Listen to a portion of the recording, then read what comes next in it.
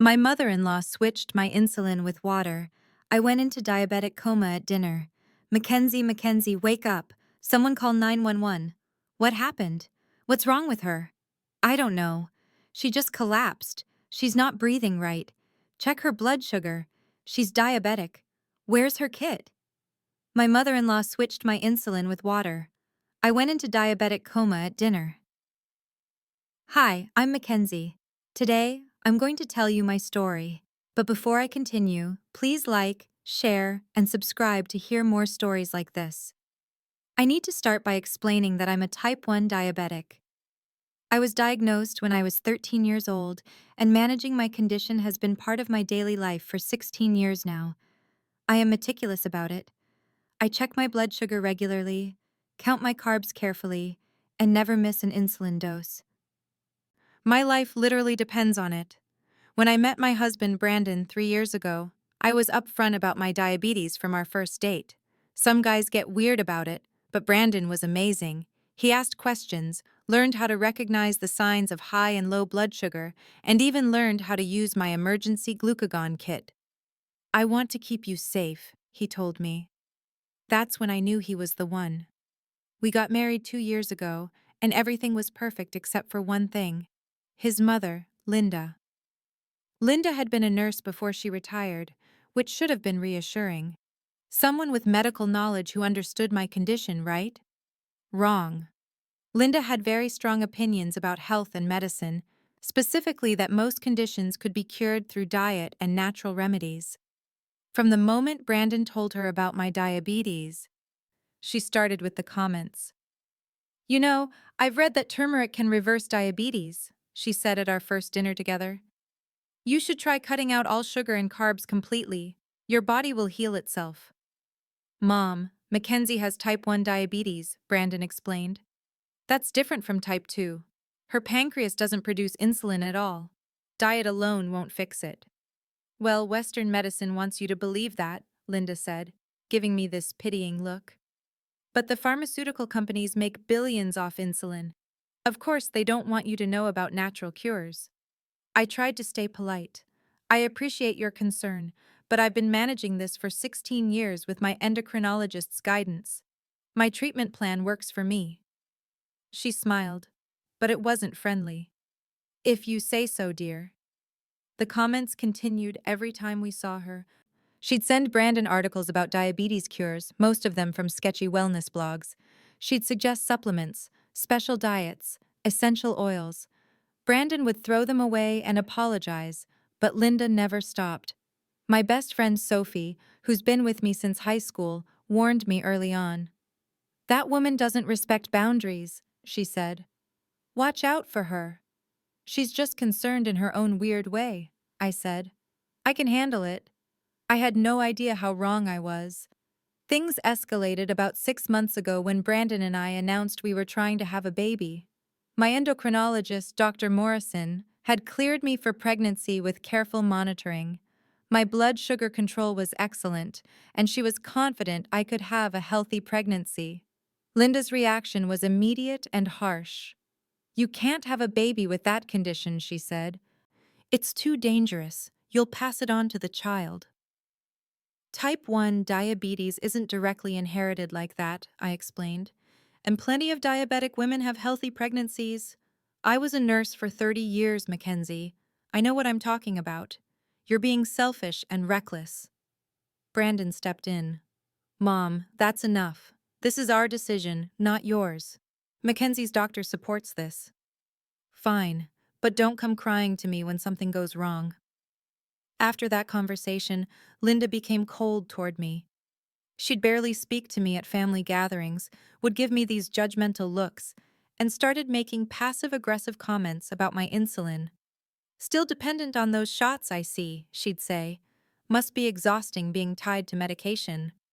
Brandon noticed and confronted her multiple times, but she'd always deny being hostile. I'm just concerned about her health, she'd say innocently. Is that a crime? My brother-in-law, Brandon's younger brother Tyler, pulled me aside at a barbecue one day.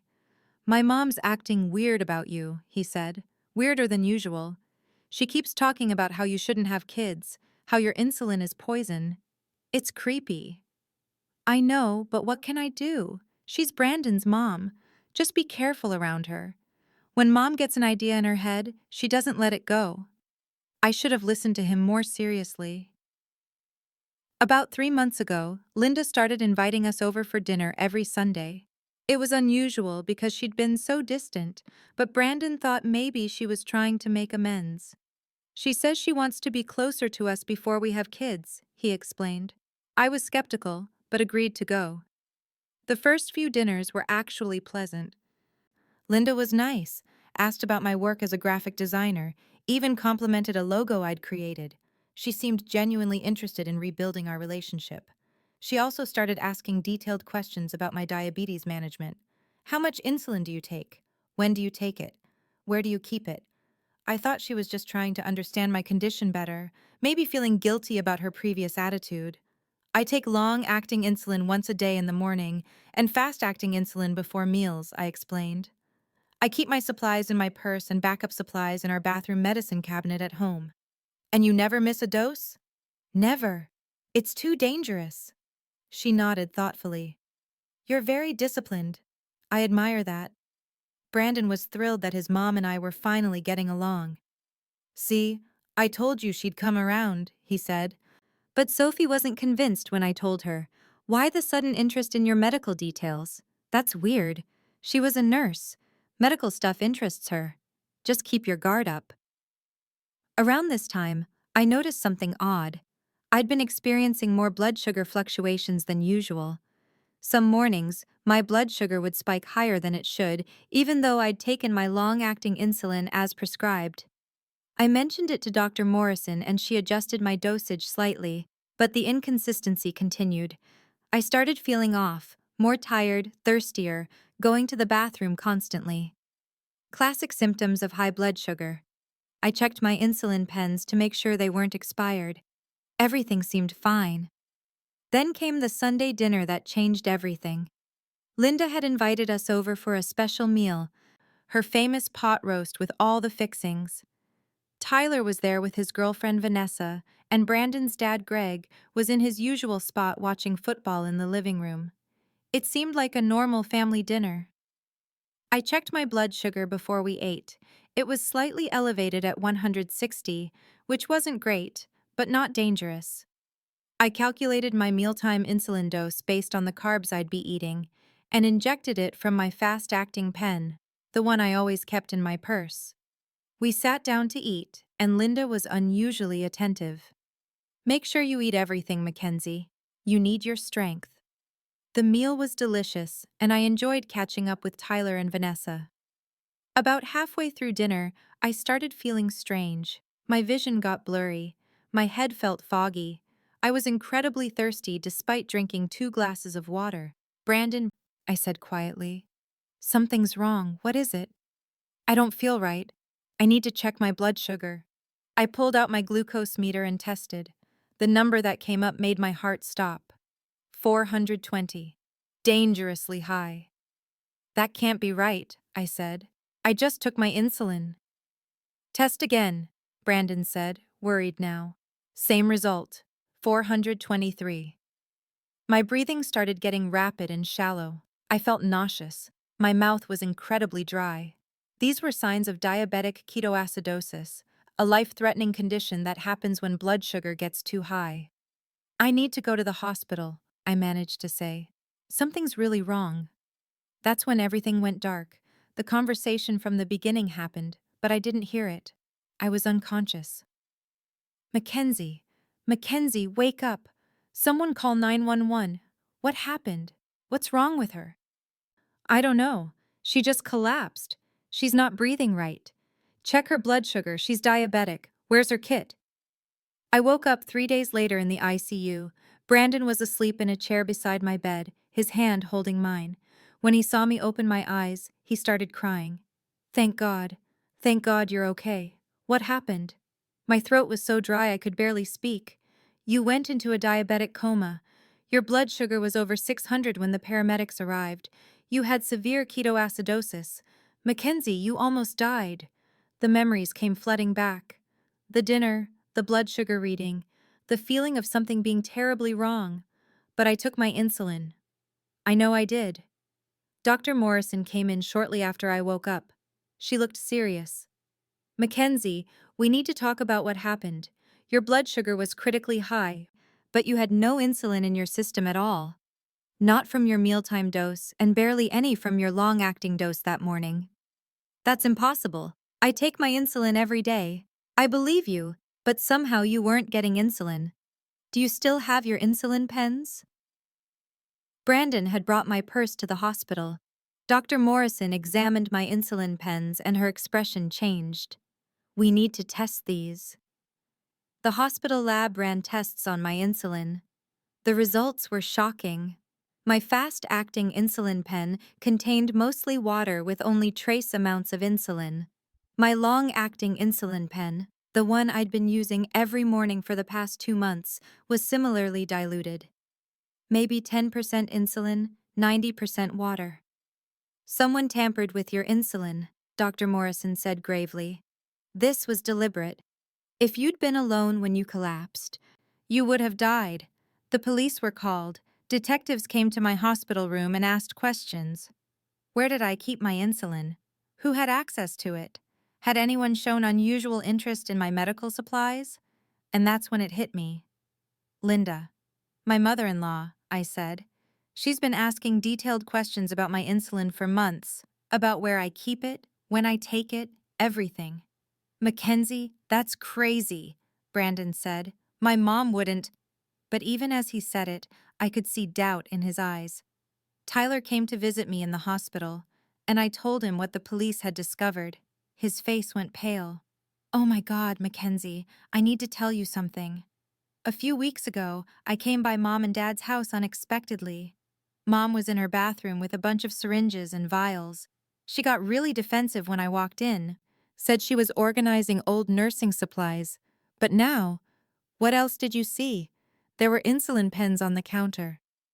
At the time, I thought maybe she'd started taking insulin herself, but she's not diabetic. Why would she have insulin pens? The police got a warrant to search Linda's house. What they found was damning.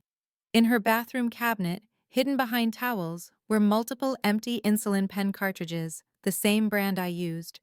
They also found syringes, empty saline vials, and a notebook with detailed notes about insulin types, dosages, and timing.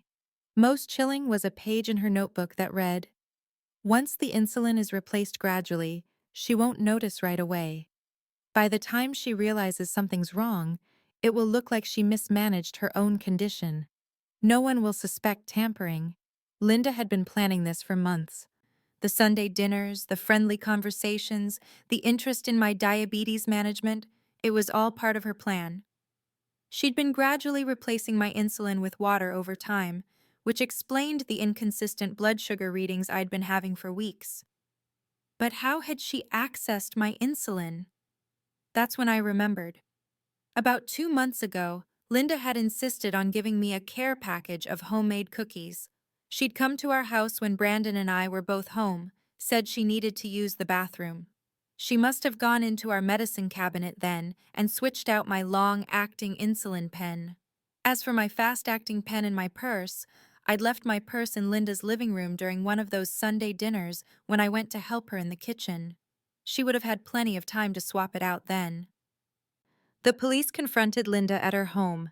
Greg was there, shocked and confused. According to the police report, Linda initially denied everything. Then she claimed she was trying to help me, that she wanted to prove I didn't really need insulin, that my body could heal itself without medication. She was becoming too dependent on those chemicals, Linda told the police. I wanted to show her she could survive without them. I was monitoring her carefully. I would have intervened if things got too serious. Mrs. Fletcher, your daughter-in-law went into a coma and nearly died, the detective said. That's because she ate too many carbs at dinner. If she'd followed my diet plan, she would have been fine. The delusion was breathtaking. Linda genuinely believed she'd been helping me by replacing life-saving medication with water. In her mind, she was rescuing me from pharmaceutical dependence. Tyler recorded a conversation with his mother where she admitted everything, thinking she was talking to her son in confidence. I know everyone's mad at me now, she told Tyler. But eventually, Mackenzie will thank me. She'll see that she doesn't need insulin. Her body just needs time to adjust. Mom, she almost died. But she didn't. See? She's stronger than everyone thinks. That recording became key evidence in the case against her. Linda was arrested and charged with attempted murder, assault with a deadly weapon. In this case, the weapon being the absence of insulin and tampering with medication. Because she'd used her nursing knowledge to commit the crime, the charges were even more severe. Greg filed for divorce immediately. I had no idea, he told Brandon, crying. I knew your mother had strong opinions, but I never thought she'd do something like this. I'm so sorry. Brandon was devastated. His mother had tried to kill his wife. There was no coming back from that. He cut off all contact with Linda and threw himself into supporting me through my recovery. The physical recovery from the coma took weeks. I had to be carefully monitored as my body stabilized, but the psychological impact was worse. I developed severe anxiety about my insulin. I'd check and recheck my pens constantly, terrified someone had tampered with them again. I had nightmares about collapsing, about dying alone. Sophie stayed with me for 2 weeks after I got out of the hospital.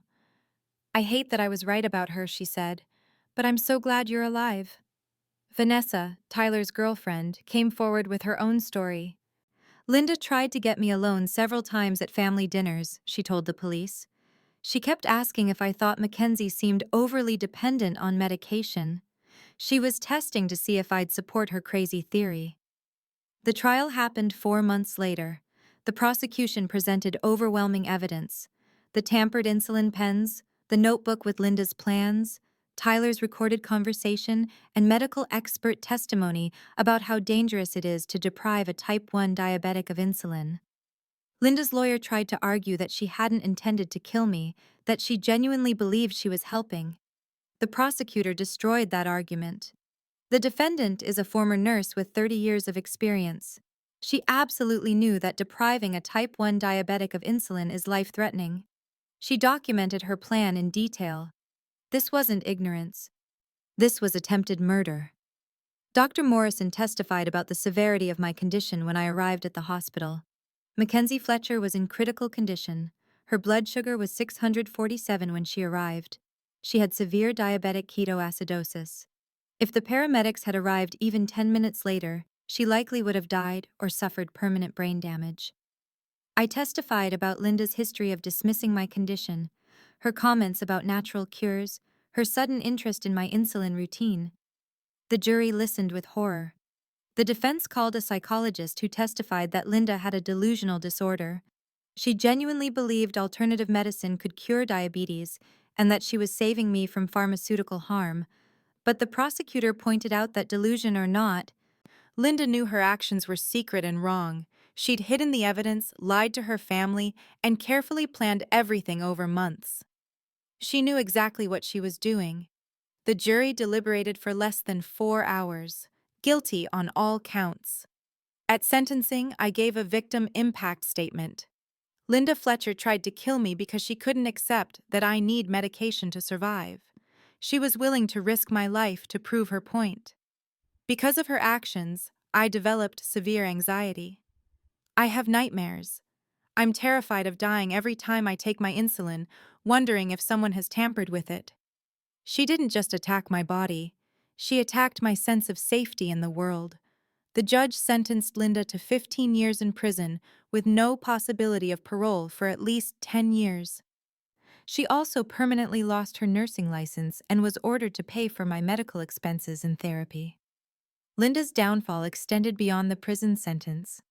Her friends and former colleagues from the hospital cut ties with her completely.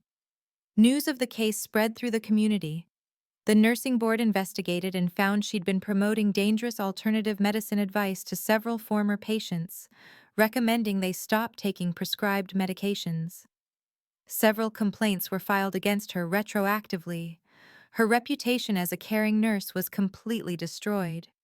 Articles were written about how medical professionals can become radicalized by alternative medicine communities. She became a cautionary tale. Greg, devastated by his wife's actions, moved to another state to live near his sister. He maintains a relationship with Brandon but refuses to speak to Linda. "I don't know the woman I married," he told us. "That person would never have done this." Tyler struggled with guilt, feeling like he should have taken his suspicions more seriously. He goes to therapy now, working through the trauma of his mother being a would-be murderer. As for me, I'm still here. I'm still fighting. I'm still taking my insulin every single day, though now I keep it locked in a safe, and I'm the only one with the combination. Brandon and I decided to put our baby plans on hold while I work through the trauma. But we haven't given up on our dream. Sophie comes over every Sunday now. We replaced those dinners at Linda's house with our own tradition, one built on trust and safety instead of deception and poison. If someone you loved endangered your life because they refused to accept your medical needs, would you ever be able to forgive them? Or would you make sure they paid for every consequence? I know my answer.